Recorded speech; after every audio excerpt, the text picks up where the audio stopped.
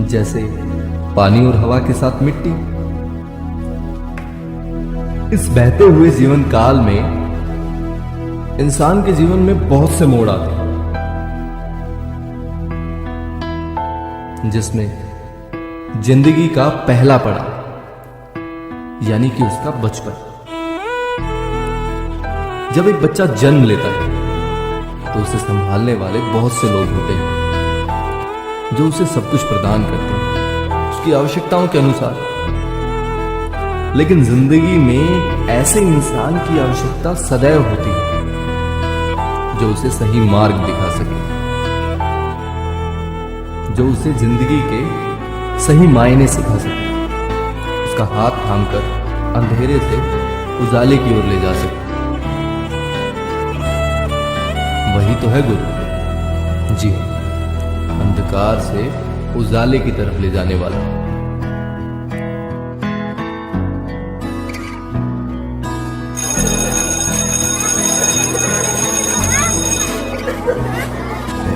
जब एक बच्चा विद्यालय में आता है तो उसके लिए वो एक अलग दुनिया होती है और उस दुनिया को उसे अपनी दुनिया बनाने में समय लगता है। अनुक्रमांक 1, अनुक्रमांक 2, अनुक्रमांक 3, अनुक्रमांक 4, अनुक्रमांक 5, अनुक्रमांक 5, अनुक्रमांक 5।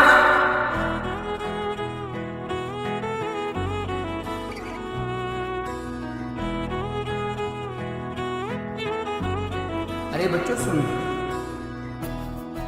हमारी गाय ने 5 लीटर दूध दिया, 3 लीटर तुम पी गए। बताओ कितना बचा?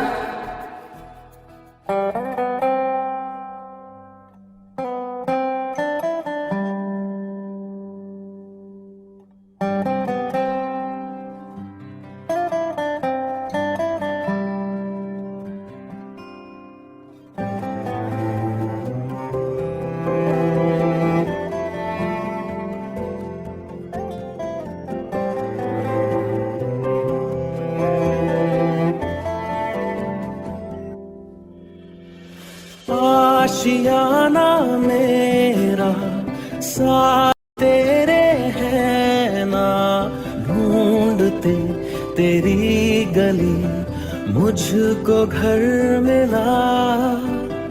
आबोदाना मेरा हाथ तेरे है ना, ढूंढते तेरा खुदा मुझको रब मिला।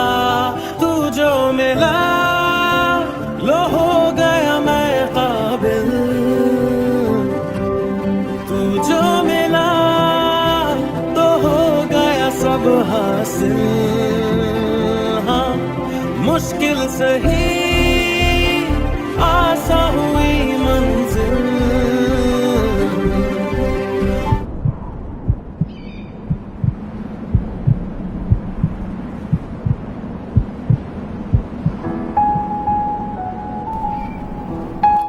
मेरे पास कितना लीटर दूध था और तुम लोग कितना पी गए थे? जब मेरे पास 5 लीटर दूध था और 3 लीटर तुम लोग पी गए तो बताओ कितना बचा?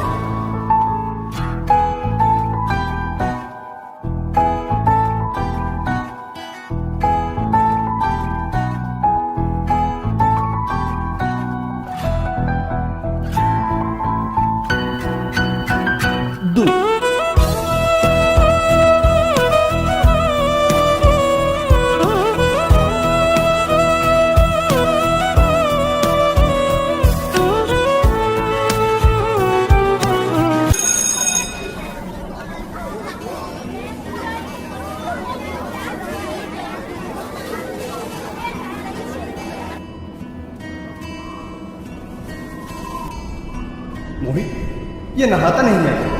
इसके बालों से ये बदबू, छी। और इसका खाने का डब्बा देखा, कितना गंदा है। लगता है घर पर इसके माँ बाप भी ऐसे होते हैं। अरे नालायक हो, छोड़ो एक दूसरे को। गुरुजी चुप।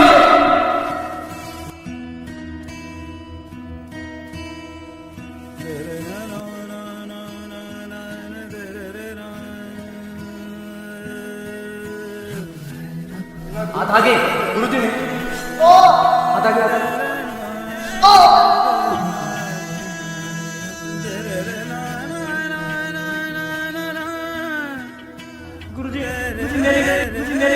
मैंने कहा हाथ आगे करो।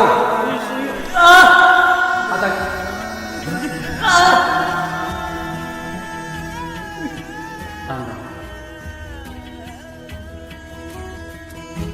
ईश्वर अल्लाह जितने भी रब है, नूर तेरा तुझ में ही सब है। ओ ईश्वर अल्लाह जितने भी रब है, नूर तेरा तुझ में ही सब है।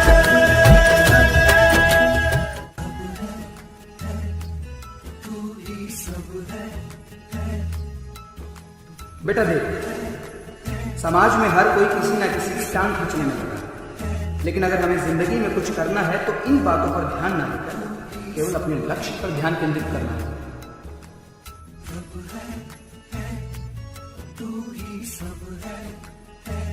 सुरेश, तुम्हें पता है बेटा, जिंदगी में वक्त बदलते वक्त नहीं लगता, इसलिए कभी भी जिंदगी में किसी का मजाक नहीं उड़ाना चाहिए।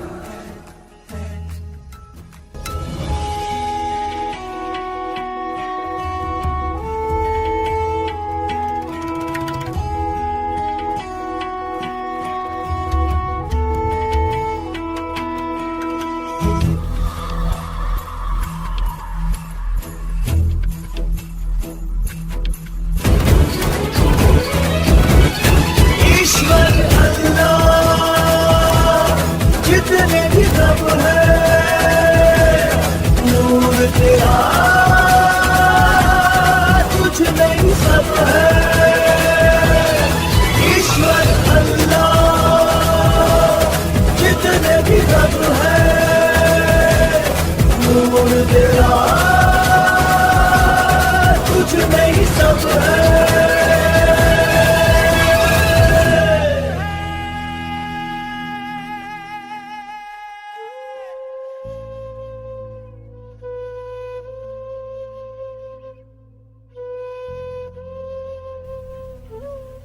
अब पड़ाव तो जिंदगी में आते ही हैं, लेकिन ये कुछ अलग था।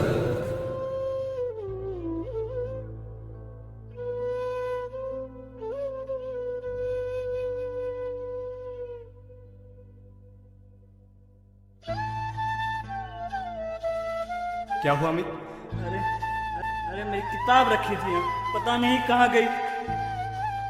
ध्यान से देख भाई, यहीं रखी होगी। नहीं है।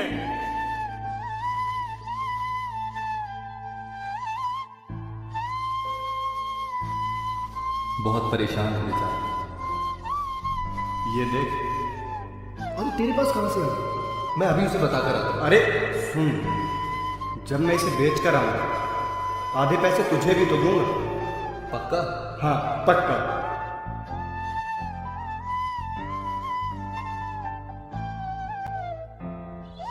मुझे तुमसे ये उम्मीद नहीं थी। ना तो ये सही है और ना ही मैंने तुम्हें ये सिखाया है। तुम्हें पता है, तुम्हारी इस गलती की वजह से कोई पढ़ नहीं पाएगा। हमें माफ कर दीजिए, आइंदा कभी ऐसा नहीं होगा। बेटा एक बात कहूं, चाहे जिंदगी में कितनी भी बड़ी मुसीबत में क्यों ना पड़ जाओ, पर कभी चोरी मत करना। जी मास्टर जी।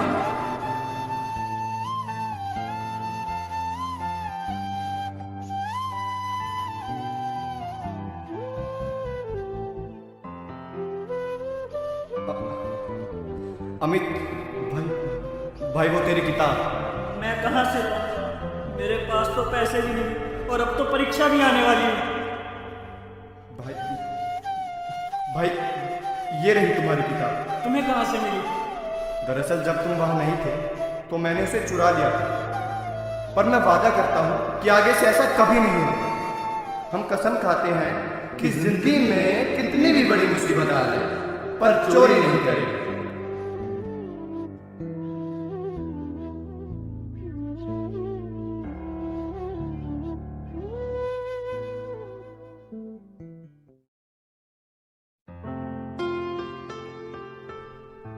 जिंदगी चलती रहती है, ये कभी रुकती नहीं और ना ही किसी के लिए ठहरती। और फिर एक ऐसा मोड़ आता है जो उस विद्यालय जीवन का अंतिम पड़ाव है। वो गुरु, आंखों में नमी मिली, चेहरे पर मुस्कान सजा, सबको जाने देता है, पर खुद वहीं खड़ा रह जाता है जहां अतीत के झरोके से अगर कुछ नजर आता है तो वो है सिर्फ लम्हे, वो है सिर्फ पल, वो है सिर्फ यादें। अनुक्रमांक 5।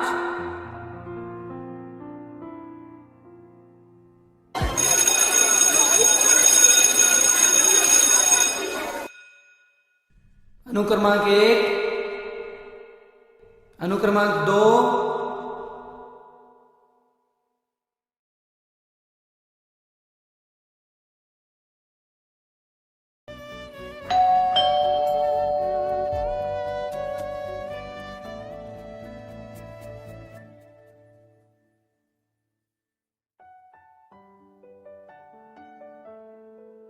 अगर बुरा ना मानो तो एक बात कहूं, इतने सालों में ना तो हमारा घर बदला है, ना इसकी मरम्मत हुई है, और ना ही वो गाड़ी बदली है। कुछ भी नहीं बदला। आखिर क्या पाया हमने?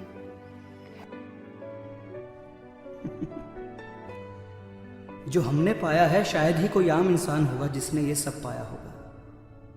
तुम्हें पता है, जब आज सुबह मैं विद्यालय की तरफ जा रहा था तो तुमने कहा था, अजी सुनो, आधे समय ये अंगूठी ठीक करवा लाना। हाँ बिल्कुल।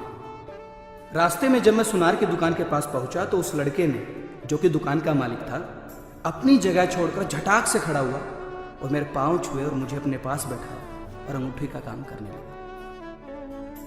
उस अंगूठी से ज्यादा ध्यान उस लड़के का मुझ पर था, एक मुस्कुराहट के साथ। जैसे उसने अंगूठी को ठीक किया तो मैंने अपनी जेब में बटुए को टटोला, लेकिन मेरे पास नहीं था। मैं उसे कुछ कहने ही वाला था, उसने फटाक से कहा कि गुरुजी, जो आपने हमें दिया है उसकी कीमत के आगे ये कुछ भी नहीं है, आप फिर कभी दे दीजिएगा। अरे और सुनो, वहां से निकलने के बाद जब मैं पुलिस स्टेशन पहुंचा ताकि मैं रिपोर्ट लिखवा सकूं, तो मैंने वहां देखा कि थोड़ी भीड़ सी थी, जिसमें एक बड़े अफसर 3-4 लोगों को समझा रहे थे। उनकी कमर मेरी तरफ थी, इसलिए मैं उनका चेहरा नहीं देख पाया। लेकिन जब उन्होंने कहा उसकी जिंदगी में कितनी भी बड़ी मुसीबत क्यों ना आ जाए, पर कभी चोरी मत करना, मैं मेरी आंखों से बहते हुए पानी को रोक ना सका, क्योंकि वो मोहित ही तो था। उसने मुझे देखा और मेरे पैर छूकर मुझे गले लगाकर बोला, गुरुजी, मैं आज जो कुछ भी हूं आपकी वजह से हूं। और ये सब जब मैं तुम्हें बताने के लिए घर आ रहा था तो मैंने देखा कि जो बच्चा करीब बच्चों के पास से भी नहीं गुजरता था, आज उन्हें अपने हाथों से खाना खिला रहा है।